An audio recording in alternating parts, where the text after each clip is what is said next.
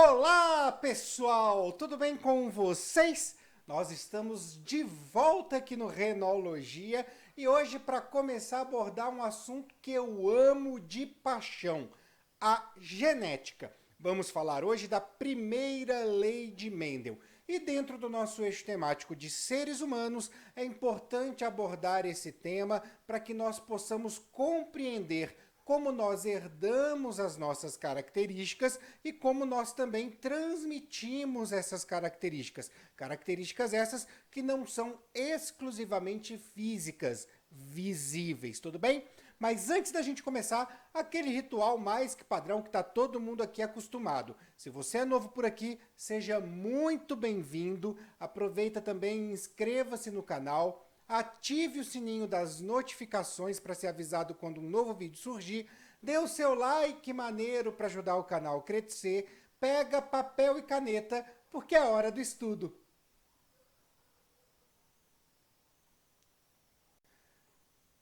Para a gente começar a falar de genética, antes a gente precisa introduzir vocês ao pai dela, o monge agostiniano Gregor Mendel. Ele era agostiniano porque fazia parte da Ordem de Santo Agostinho, uma ordem que para mim é muito valiosa, afinal de contas, eu estudei no Colégio Santo Agostinho de São Paulo, que é vinculado à ordem, entrei nesse mesmo colégio como professor de biologia e hoje sou lá coordenador pedagógico. Então, a Ordem de Santo Agostinho tem um grande significado na minha vida. O Mendel era um monge agostiniano na cidade de Brum. Ele nasceu no Império Austro-Húngaro em 1822, o mesmo ano da proclamação da independência do Brasil, e para concluir os seus estudos, ele era filho de agricultores, né? Para ter a oportunidade de estudar, ele acabou ingressando na ordem e se tornou um monge agostiniano. Ele também foi mandado para a Universidade de Viena para que ele pudesse estudar mais, e lá ele estudou física, matemática, estudou também história natural, e quando retornou para Brum, no monastério, ele criou lá uma estufa para poder ter material e concluir os seus estudos.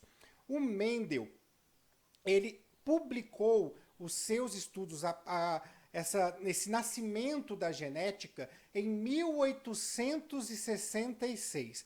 Porém, naquela mesma época, existia um outro cara naquele cenário que estava fazendo muito sucesso. O nome dele era Charles Darwin, o pai da evolução.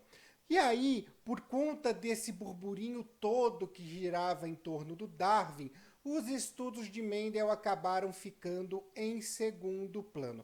É mais ou menos, se a gente for comparar aqui no YouTube, um canal discreto, com o canal do professor Jubilu. Jubilu seria o Darwin, eu seria o Mendel. Quem sabe um dia eu não tenha toda a visibilidade, mas nesse momento é ele quem tem essa visibilidade. Era a mesma coisa entre Darwin e Mendel. Tudo bem? Depois de 1900, os estudos de Mendel foram revisitados e aí sim ganharam uma magnitude enorme e inclusive hoje complementam muitos dos estudos de Darwin. Há até boatos, eu não sei se isso é real, mas pelo jeito é, que Mendel mandou seus estudos também para Darwin, que não deu assim tanta atenção, certo? Bem, agora que nós já conhecemos o pai da genética, vamos falar então da sua criação. E vamos começar falando do estudo que Mendel realizou. Mendel resolveu estudar como as plantas transmitiam as suas características. E para isso ele testou várias espécies. Uma com a qual ele teve mais sucesso foi a ervilha de cheiro. Ele conseguia manusear as flores dessa ervilha para poder fazer a polinização cruzada. E aí ele tinha aí um rigor maior dentro do seu experimento. Foram 7 características que ele utilizou para avaliar essa transmissão na ervilha de cheiro. A cor da semente, a textura da semente, a cor da vagem, a textura da vagem, o tamanho da planta, a posição da flor relacionada ao caule e também a cor da flor. Todas as características se manifestaram da mesma maneira. E aí, para facilitar, a gente sempre foca em apenas uma, já que o resultado é igual para todas. Nas escolas, nós estamos acostumados a ver a textura ou a cor da semente. No caso da textura, temos ervilhas lisas e ervilhas rugosas. No caso da cor da semente, temos ervilhas amarelas e ervilhas verdes. Para começar, Mendel queria ter a certeza que estava trabalhando com uma geração pura. Para isso, ele pegou, em relação à cor da semente, ervilhas amarelas e cruzou com ervilhas amarelas. E fez esse cruzamento várias vezes. Pegou ervilhas verdes e cruzou com outras ervilhas verdes e fez isso várias vezes. A mesma coisa com a textura. Pegou ervilhas lisas e cruzou várias vezes com ervilhas lisas, pegou ervilhas rugosas e cruzou várias vezes com ervilhas rugosas. Para que isso? Ele queria ter certeza que aquela geração de ervilhas lisas ou ervilhas amarelas só produzia ervilhas lisas ou ervilhas amarelas. E aquela geração de ervilhas verdes ou ervilhas rugosas só produzia ervilhas verdes ou rugosas. E aí ele chamou essa geração de geração P, mas não confunda esse P com pura. Esse P vem de parental, ou seja, a geração de pais. E aí ele cruzou, enfim, na sua primeira etapa do experimento, na geração P, a ervilha lisa com a ervilha rugosa, a ervilha amarela com a ervilha verde. No caso da textura da semente, todos os descendentes desse cruzamento entre lisa e rugosa foram lisas. No caso da cor da semente, todos os descendentes desse cruzamento entre as ervilhas amarela e verde foram amarelas. Mendel chamou então essa geração, que só deu no caso da textura da semente ervilhas lisas e no caso da cor da semente ervilhas amarelas, de geração F1. Como P vem de parental, F vem de filho. Mendel então resolveu cruzar exemplares da geração F1 com outros exemplares da geração F1. E aí teve uma grata surpresa. No caso da textura das ervilhas, como geração F2, que é a geração descendente da geração F1, a cada 3 ervilhas lisas aparecia uma ervilha rugosa. No caso da cor da semente, a cada 3 ervilhas amarelas na geração F2, aparecia uma ervilha verde. Mendel, então, pegou essas duas etapas do seu experimento, analisou e chegou nas suas conclusões, que chamamos hoje de primeira lei de Mendel.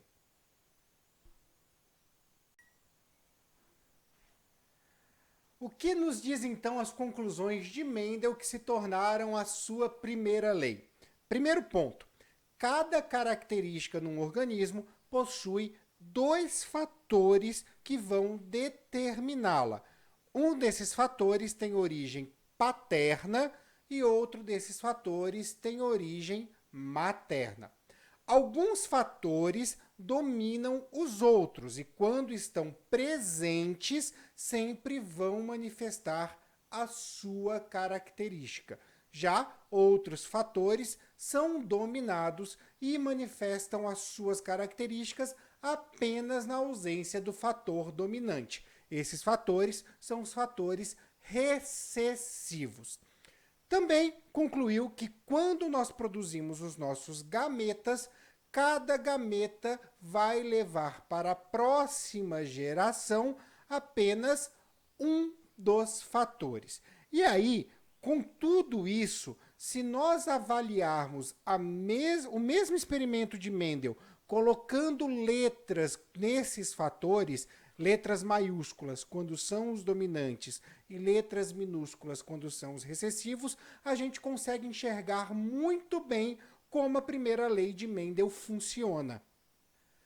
Vamos dar uma olhada na nossa geração P, daquelas ervilhas que Mendel analisou pela cor da semente. Nós tínhamos uma geração pura, significa que todos os fatores da ervilha amarela são fatores que vão determinar essa característica. E todos os fatores da ervilha verde vão determinar também essa característica. Nós sabemos, pela geração F1, que só deu ervilhas amarelas, que a ervilha amarela, a característica amarela, domina a característica verde. Então, vamos utilizar para esses fatores letras maiúsculas. Maiúscula quando a gente fala de dominante. E para a ervilha verde, para característica verde, letras minúsculas. Minúsculo para quando a gente fala de recessivo. E aí, o que a gente tem nesse caso? A ervilha amarela só tem Vzão para passar.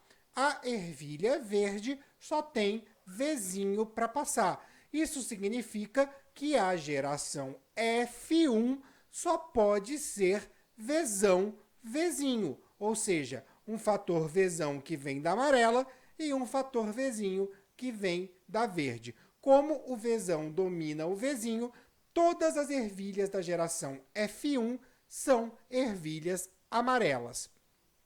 Mas, quando a gente resolve cruzar a geração F1, todas Vzão, Vzinho, a gente tem um outro sistema. Nós vamos ter como descendentes ervilhas amarelas, Vzão, Vzão, ervilhas amarelas, Vzão, Vzinho e ervilhas verdes, que são também Vzinho, Vzinho. Para ficar mais fácil da gente visualizar essa situação, a gente tem aí um quadro conhecido como quadro de Punnett, que é nada mais nada menos que um diagrama que vai colocar os gametas que são produzidos pelas plantas, no caso pelas ervilhas, e vai fazer os possíveis cruzamentos com esses gametas. A gente vai identificar uma planta como aquela que doa o pólen, que seria uma planta macho, e vai identificar uma planta como aquela que vai receber o pólen e gerar os frutos, que é a planta fêmea, certo? Bem, como nós estamos falando de um cruzamento da geração F1, no qual os seus representantes possuem aí os fatores Vzão e Vzinho, então possuem os dois fatores, eu vou ter essas plantas produzindo gametas Vzão e vou ter essas plantas produzindo gametas Vzinho, 50% de cada, tá? E aí eu vou colocar no meu diagrama o macho produzindo Vzão, o macho produzindo Vzinho, a fêmea produzindo Vzão, a fêmea produzindo Vzinho. E agora fica fácil, é só cruzar. Quando o gameta da fêmea é Vzão e o gameta do macho é Vzão, o filho terá Vzão, Vzão. Quando o gameta da fêmea é Vzão e o gameta do macho é Vzinho, o filho terá Vzão, Vzinho. Quando o gameta da fêmea é Vzinho e o gameta do macho é Vzão, nós teremos Vzinho, Vzão. E quando o gameta da fêmea é Vzinho e o gameta do macho é Vzinho, nós teremos Vzinho, Vzinho. Nesse caso, se a gente for olhar pela manifestação da característica, 3 desses quadros dão ervilhas amarelas. O Vzão, Vzão, o Vzão, Vzinho e o Vzinho, Vzão. E um deles dá ervilhas verdes, o Vzinho, Vzinho. E isso mostra perfeitamente como aconteceu no experimento do Mendel. Para cada 3 ervilhas amarelas, eu tinha uma ervilha verde. E assim a gente consegue ter a base desta conclusão do Mendel. É óbvio que hoje, com o avanço que a gente teve na ciência, nós começamos a dar nomes aos bois. Então a gente não usa mais fatores, não usa mais algumas das palavras que o vocabulário do Mendel tinha na época. Então vamos dar uma olhadinha em como a gente trata isso nos dias atuais.